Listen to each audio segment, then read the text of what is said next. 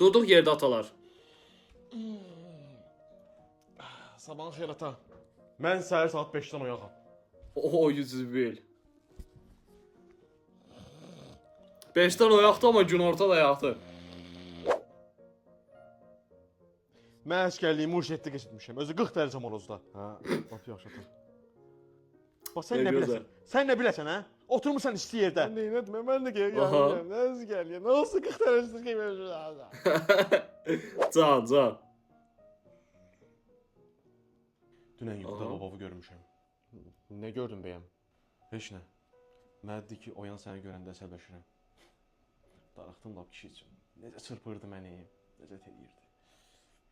O 101. Evet, Allah rəhmət eləsin babanı. Dur sən də rədd ol gözümün qabağından, mən də səni görəndə əsəbləşirəm.